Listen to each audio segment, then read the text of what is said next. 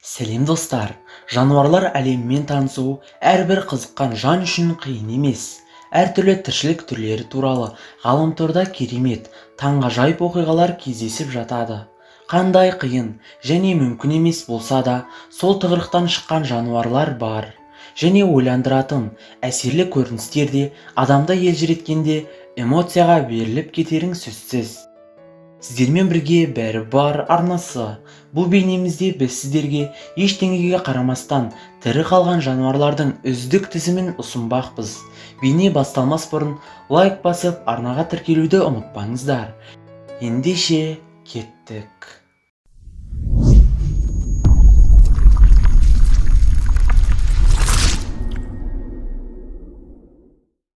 Әдетте жануарлар әртүрлі апатты жағдайларға көп тап болады. Ал бұл ешкі ол сынақтың бәрін артта қалдырды. Бұл жүкті ешкі жартастың кішкене бір шетінде ғана тұр. Шын мәнінде ол бұл жерде кептеліп қалған. Ол болма. Осы күйінше ешкі қауіпті жерде 10 күнге жуық еш жем шөпсіз, міз бақпаған қалпы шыдап тұра берген. Ал ешкінің аман қалуы сөзсіз ғажайып емес пе? Көмек адамдар тарапынан келеді. Ол ешкіні бір адам байқап қалып, тиісті мекемеге хабар береді. Мамандар оқиға орнына тез жетіп, жануарды құтқарады және ешкі биіктен құлап түседі. Оның қандай жағдайда екені түсінікті. Бұл батыр ешкі содан да аман қалған. Шындығында бұл ешкінің шыдағанындай әрбір адам шыдамас еді. Айта кету керек, ешкімен әлі туылмаған ешкі еш зардап шеккен жоқ. Оған бұл жақ ұнайтын секілді. Бұл иттің басынан бастап тірі қалу мүмкіндігі болмады. Себебі оның алдында ашулы, үлкен жыртқыш бар. Дегенмен қанша күткеніне қарамастан қайғылы оқиға болмайды. Ит үреді. Бір сәтте жыртқыштың шыдамы таусылып, ол кішкентай итпен күреспей, ол жерді тастап кетіп қалады.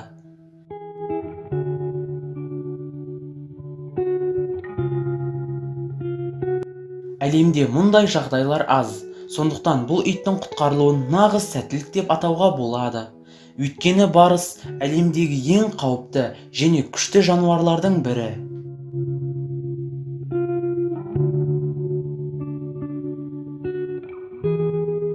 Бәлкім бұл жыртқыштың жомарт іс-әрекеті болса керек.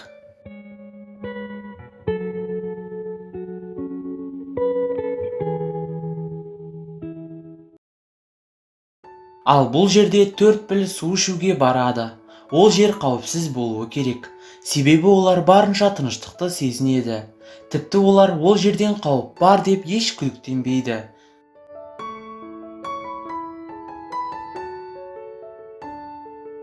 Кенеттен судан үлкен жыртқыш қолтырауын атып шығады және ұстаған олжасын тұншықтырып ұстап алады.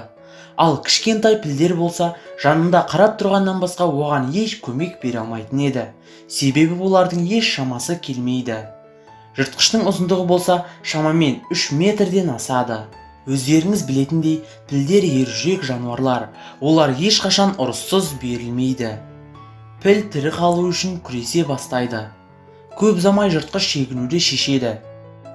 Піл әрі қарай балаларын ертіп, үйіне тыныштықта қайтады.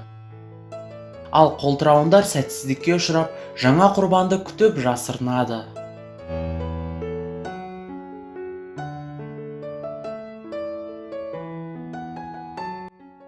Статистикаға сүйенсек, зебралар жыртқыштардың қарамағына жиі түсетін жануар екен. Бірақ еш зияншы жануарлардың да күшті жұп қорғаныс қаруы да бар. Жыртқыш пайда болған кезде оған айналаны шарлап, қауіпсіз жерге баруға бірнеше секунд жеткілікті. Ересек зебралар бұл техниканы жақсы басқара алады. Бұл жерде кішкентай зебра шамасы келмей, үйірдің артында қалып қойып, арыстанға ұсталып қалады. Арыстан оны өткір азу тістерімен енді ғана бас салып, түскі асына айналдырмақшы. Енді топтық жұмыс. Құтқаруға өзге зебра келеді. Арыстан тұяқтан қос тепкінің соққысын алған соң, шегініп, басқа жаққа аң аулауға кетеді.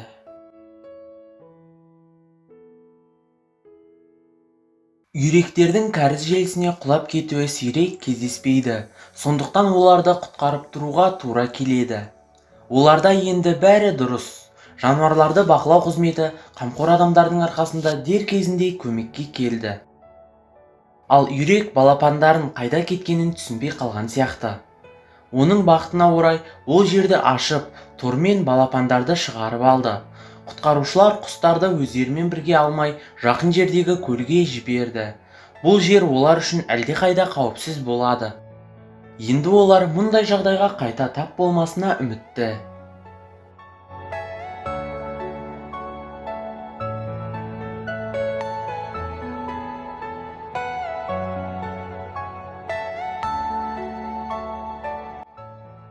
Бала кезден білетініміз, жирафтар, яғни керіктер, шөп жейтін мейірімді, жақсы жануар екенін түсінеміз. Ұзын аяқтары мен ұзын мойынды бұл жануар шабуылға да қарсы тұрып төтеп бере алмайды деп ойлаймыз. Ал бұл ашулы керік болса, жыртқыштарға өз аяқтарымен жауап береді. Тек қашып емес, соққысымен жауап қайтарады және кетіп қалады.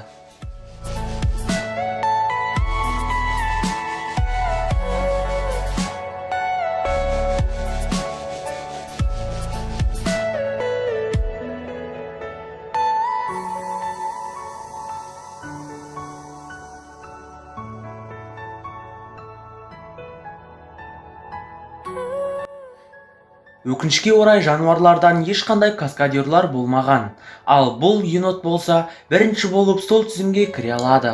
Борсық көп қабатты үйге неге екені белгісіз өрмелей бастайды, ал адамдар оны көрген кезде 7-ші қабатқа жеткен екен.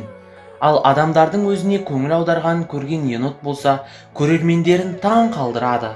Ол жоғарыдан секіреді. Бұл тура Голливуд киносында көрсететін секірудің шынайы, таза өзі емес пе?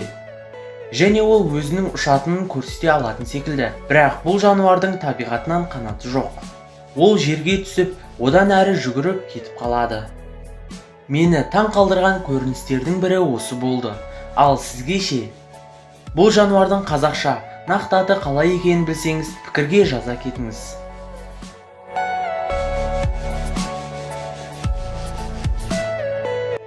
Ал бұл оқиға болса Вадапешта зообағында орын алады. Қарға байқаусызда аюдың қоршауындағы суға түсіп кетеді. Оны көрген аю болса, оны азығына айналдыруына болар еді. Бірақ ол керісінше оны құтқаруға асықты. Ол қарғаны табанымен тартып алып, аузымен мұқият ұстап, құрғақ жерге шығарады. Және қауырсындар кепкенше оған тиіспейді. Шынымен де, жыртқыштар мен жануарлардың арасында достық бар ма? Бейне жалғасады. Ғаламторда көпшіліктің таңданысын тудырған бұл роликте көп пікірталас бар. Адамдар әрі қарай не болғанын білгісі келеді. Мүмкін құс аюдың келесі түскасына айналған шығар. Бірақ қалай болғанда да аю қарғаның өмірін құтқарғаны анық көрінеді.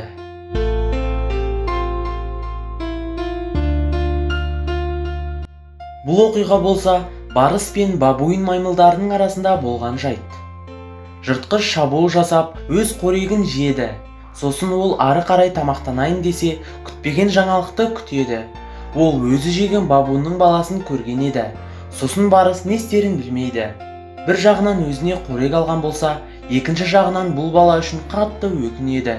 Иә, кейде жануарлардың да осындай сезімі болады.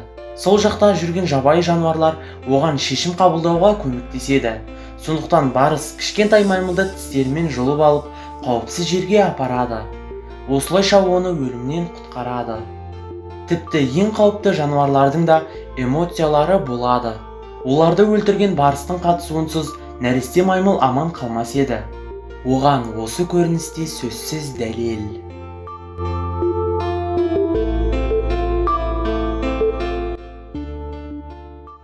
Бұл кадрларда бәрі тыныштықпен басталады. Бұл игуана жағажайдағы жылы күнді ұнатады. Тіпті ол жақын арада өзіне қауіп төнеді деп күмәнданбайды. Кенеттен оған жоқ жерден бірнеше жыландар келеді. Тіпті оны өзара бөлісіп жеуге дайындалып қойған. Бірақ бұл игуана ебін тауып қашып кете бастайды. Бірнеше минуттан кейін жыландар саны одан әрі көбейе түседі. Және игуананың тірі қалуына да мүмкіндік өте аз болады. Бірақ бұл игуана болса өте қатты өмір сүргісі келеді. Бір таң қаларлығы, ол әлі күнге дейін ашулы жыландардан қашып құтыла алады. Бұдан бұлай ол байқампаз болады деп үміттенеміз. Сондықтан сәттілік әрқашан оның жағында болады.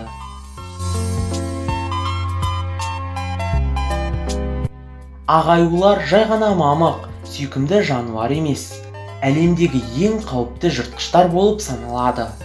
Бұл ағаюдың мамық қонжығы. Басқаларға қарағанда көмекті жиі қажет етеді. Жапон халқындағы Нагоя аквариумінде туристер жақсы көретін ағаюлар өмір сүреді. Осындағы ойнап жатқан бір қонжық байқаусызда өзі шыға алмайтын терең жерге түсіп кетеді. Және бір ағаю келіп, оны дереу жоғары көтеріп шығарады.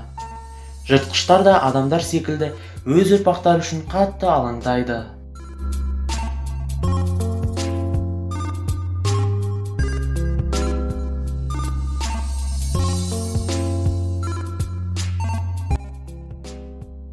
Сүйкімді мамық қояндар мейірімді және қамқор аңдар. Бірақ біз білетініміздей, бұл дүниеде бәрі ерте ме кеш пе шыдамдылықпен аяқталады. Бұл бір жайлы және қорғауы жоқ қоян ұясында қоянның баласы жатқан болатын. Ал арамза жылан дәмді асқа ештеңе кедергі келтірмейтін жеңіл олжаны көздейді. Бірақ бұл қоян оның жоспарына күтпеген жерден араласып кеткен сияқты. Жылан қоянның күшті тепкісін, соққысын алады. Егер сіз олардың қымбат нәрселеріне қол тигізсеңіз, ең сүйкімді жануарлар да құбыжыққа айналуы мүмкін.